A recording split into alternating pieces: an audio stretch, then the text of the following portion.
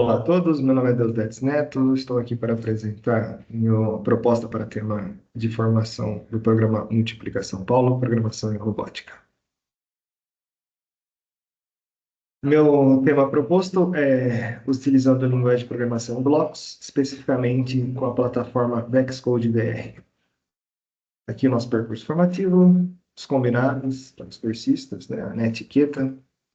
E os objetivos, temos 4 objetivos: definição e origem dos termos robôs e robótica, robótica educacional e suas 3 leis, componentes e tipos de robôs, como usar o simulador VexCode VR para testar um dos pilares da robótica educacional.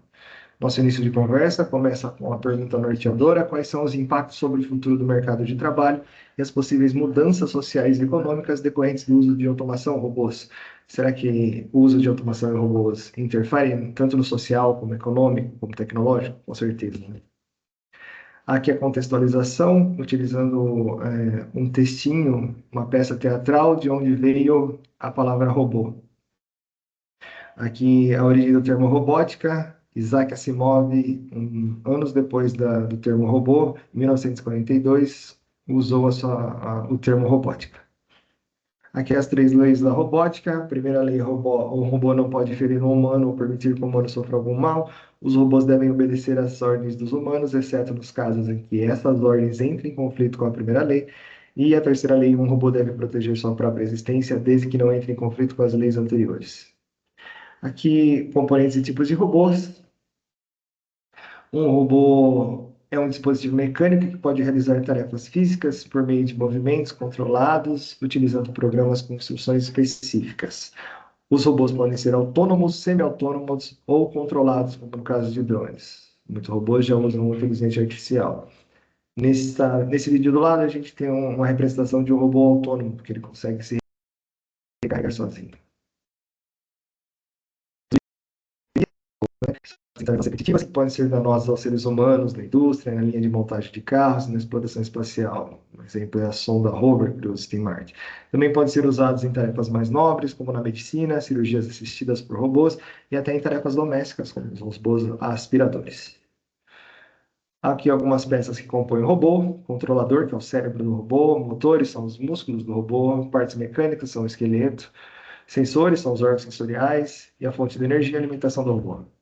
Os robôs não precisam ter aparência humana, ou seja, ser humanoides. Eles podem ter esses exemplos, como robô aspirador, sonda espacial, drones e o cão robô. Um elo aí entre a robótica e a BNCC, né? Com essa relação, a robótica educacional contribui diretamente para o desenvolvimento de diversas competências gerais da BNCC, como pensamento crítico, científico e criativo, cultura digital, trabalho e projeto de vida, responsabilidade e cidadania. Além disso, promove o desenvolvimento do pensamento computacional, a habilidade presente nos componentes de matemática, ciências e tecnologia. A robótica pode e deve ser usada como uma ponte entre as disciplinas, promovendo uma aprendizagem interdisciplinar lúdica e significativa. Conhecendo agora a plataforma de simulação e programação do VexCode VR. Aqui um breve enunciado sobre o que é um simulador. E aqui a apresentação do VexCode VR, a plataforma. O VexCode VR é uma plataforma fácil de usar que permite programar um robô virtual usando um ambiente de codificação baseado em blocos, alimentado por linguagem de programação em blocos e também linguagem Python adaptada, simplificada. Aqui minha sugestão de mão na massa. Os cursistas acessarão esse site, vr.vex.com. O objetivo é enriquecer a aula, permitindo que os cursistas realizem experiências com robôs virtuais para completar tarefas e desafios. Esse simulador proporciona uma introdução prática aos conceitos de robótica e programação. Primeiro momento, pedir para os cursistas acessarem o site. Segundo momento, definição do cenário. A gente vai usar esse cenário mover disco para o nosso objetivo de recolher todos os discos. Então, aqui explicando aqui as regras do cenário, nosso objetivo é programar nosso robô para que ele se desloque até a parte superior do tabuleiro, capture uma ficha, volte, coloque essa ficha dentro do quadrado da cor correspondente, pegue a outra ficha e assim por diante. Aqui, uma especificidade do próprio robô. É importante a gente abordar que essa malha do cenário, cada quadradinho tem 200 milímetros de lado, e se a gente for movimentar o robôzinho em partes desse cenário, a gente tem que considerar que cada quarto do cenário é 50 milímetros.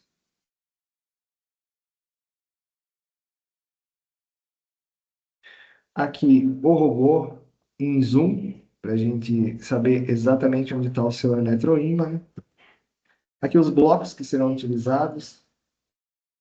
E aqui a gente já começa a programar. Então, eu vou programar para que eles consigam pegar o primeiro disco e o segundo e o terceiro disco vai ser com ele. Então, mostrando os blocos, o uso dos blocos, né? Primeiro conduzir frente e onde está 200 milímetros, que é que já vem padrão, mudaremos para 750 milímetros. No slide anterior aqui, a gente só abordou novamente que cada quarto da malha quadriculada ali é 50 milímetros.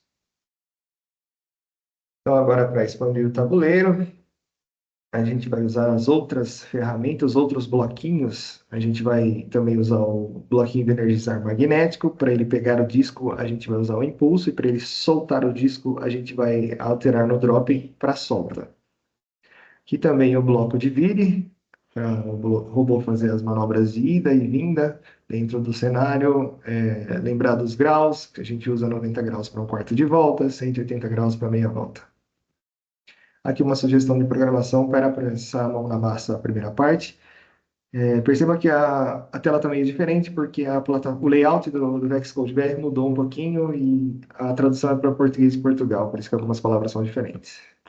Aqui é a hora do desafio. Eu proponho agora que os alunos consigam recolher 3 fichas de cada cor, ou seja, todas as fichas do cenário. E darei um tempo para ele. E eu vou lembrar que o simulador cronometra a execução da tarefa, pedir para eles printarem o tempo e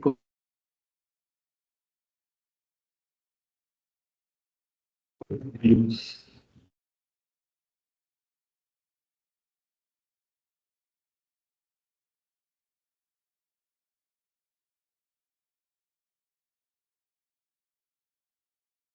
Aqui uma sugestão de programação para o desafio de recolher todos os discos. E para o encerramento, a conclusão e feedback. Qual foi a parte mais desafiadora da pauta de hoje? Pedir para que os cursistas compartilhem no chat. É isso, muito obrigado.